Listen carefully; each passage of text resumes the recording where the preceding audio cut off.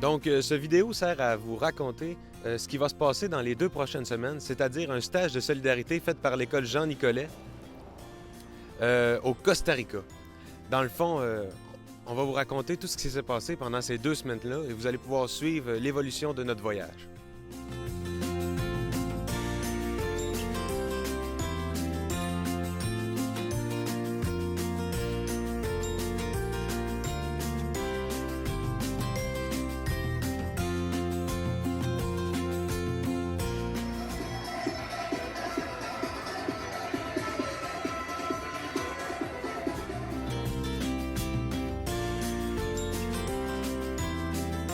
Alors, voici les 2 stagiaires du stage de solidarité. Nous sommes avec Alice et Léane. Alice va commencer par vous parler de la religion. Bon. En fait, nous autres, on est arrivés ici, puis on nous a tout de suite expliqué qu'il y avait 2 religions pratiquantes ici. Il y avait les évangéliques et les catholiques. Et tout de suite, quand on est arrivé dans notre famille, notre maman nous a demandé si on était croyants. Puis là, nous, on est 2 personnes non-croyantes, non-pratiquantes dans notre famille. Donc là, il fallait essayer d'expliquer comment et pourquoi on ne croyait pas en un Dieu. Là, c'était vraiment difficile. T'sais, après ça, il nous invitait à aller à la messe, mais c'était pas facile là, d'essayer d'expliquer comment on se sentait à propos des dieux et tout. Là. Fait que c'est ça. Donc, pendant le stage, on a découvert que les jeunes y allaient à l'école juste une moitié de journée, comme exemple de 7h à 11h.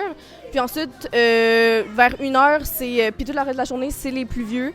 Parce que, dans le fond, il manque de classes, il manque de professeurs. Puis même les professeurs, des fois, ils viennent de d'autres villes pour venir dans l'école de La Guaria pour enseigner.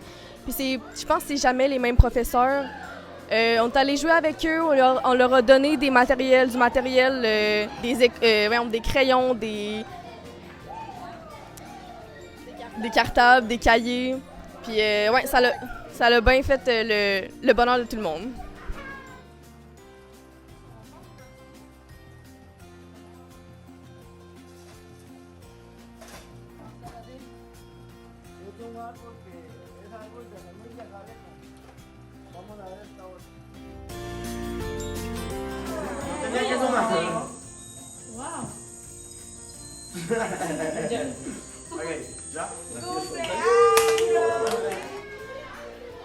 Donc, on est avec Magali et Caroline, nos 2 stagiaires. Et Magali va donc nous raconter c'est quoi les ressemblances qu'elle a eues entre le Costa Rica et le Québec.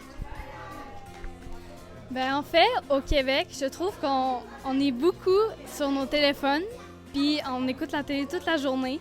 J'ai remarqué qu'au Costa Rica, ici aussi, genre, même si le paysage, genre, nous, on n'est pas habitués à ça, là, puis ils passent leur journée devant la télé, dans la maison, avec leur téléphone, puis on fait pareil. Mais eux, ils diraient ça aussi de la neige. Fait que ça fait juste réaliser que dans le fond, ben on fait rien de nos journées, là. Genre, qu'est-ce qu'on fait sur nos téléphones, puis sur la télé? Genre, tout ce temps-là, genre, j'ai passé 2 semaines sans penser à mon téléphone, puis je m'ennuie même pas, là.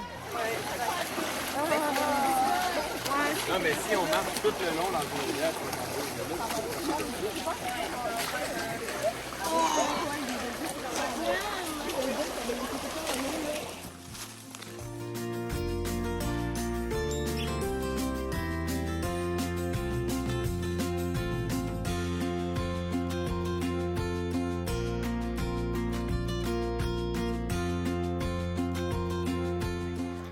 Donc maintenant, Caroline va nous parler de la nourriture. Comment est-ce qu'elle a vécu ça au Costa Rica?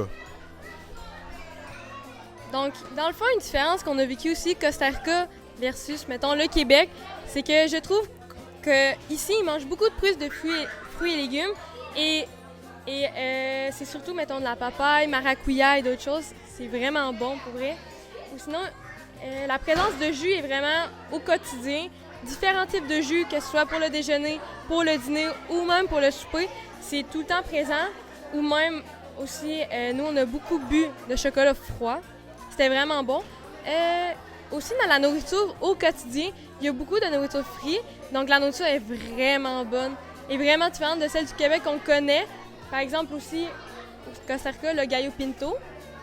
Donc, ça, c'est des petites affaires qu'on aime beaucoup.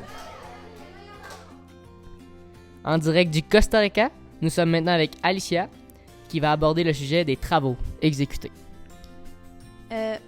Fait que dans le fond, pour commencer, on a fait plusieurs campagnes de financement, ce qui nous a amené au Costa Rica actuellement.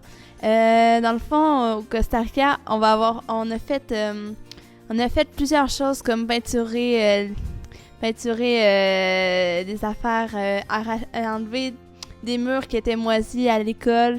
On a peinturé un estrade, on a peinturé la clôture pour éviter que ça rouille et plusieurs autres choses. Puis on a réalisé en faisant tout ça que c'est des petites affaires, mais qui ont sûrement aidé, contribué à la population parce que ça l'a sauvé du temps. Annabelle et Amaryllis sont avec vous pour vous parler des familles dans le village. OK, ben dans le fond, nous, quand on est arrivé, vraiment, on a vraiment réalisé que comme la grand-mère, elle savait construire, puis tous les enfants, ils étaient construits autour, tu sais, c'était vraiment toutes les maisons proches. Puis tu sais, on était dans notre famille, puis la petite cousine était là, elle rentrait comme ça, elle était, la grand-mère, tu sais, c'est vraiment, tout le monde est proche, tout le monde s'entraide dans la famille. Fait qu'on a vraiment réalisé que ça a vraiment une place importante dans la communauté, la famille. Puis moi, je vais vous parler de la place de la femme dans la maison, mettons.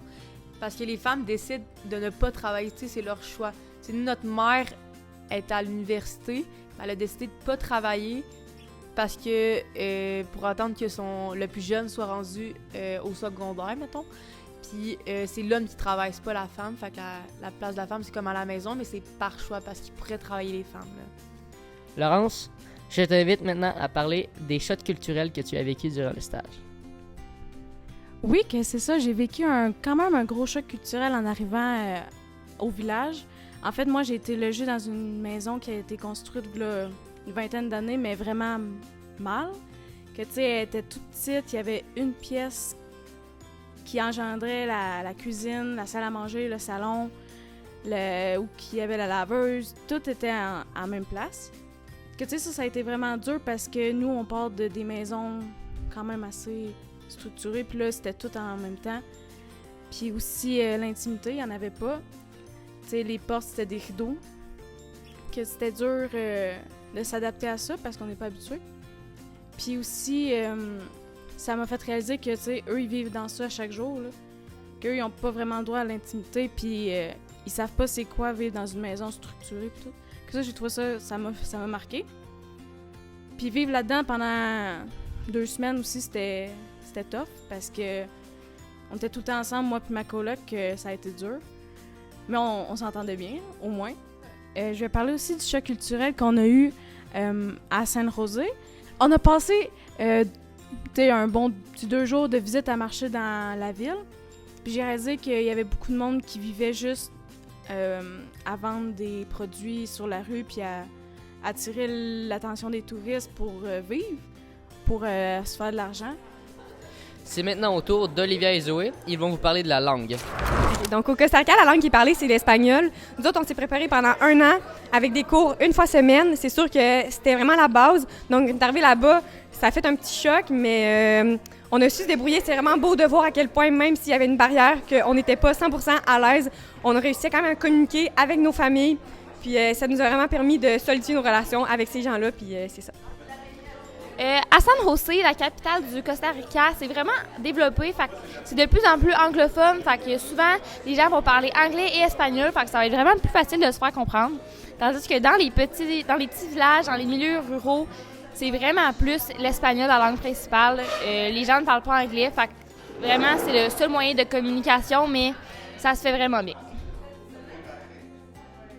Donc, bonjour, moi c'est Camille et je vais vous parler des animaux. Donc, premièrement, les animaux au Costa Rica sont vraiment différents de ceux au Québec. Ils sont plutôt exotiques et c'est pas mal ça. Sinon, il y a beaucoup d'animaux aussi, comme au Québec, là, comme des chiens, des chats, des animaux domestiques un peu plus connus. On peut croiser vraiment beaucoup de chiens dans les rues du village. Donc, allô, moi c'est Maëva. Puis dans le fond, je vais vous parler du retour. On est revenu depuis peu, puis c'est sûr que c'est déjà dur de concevoir qu'il faut rembarquer dans notre routine québécoise qui est à la minute près, puis avec le travail, les examens, les études, dans le fond, l'horaire chargé, parce que c'est sûr que dans les pays chauds, c'est beaucoup plus relax.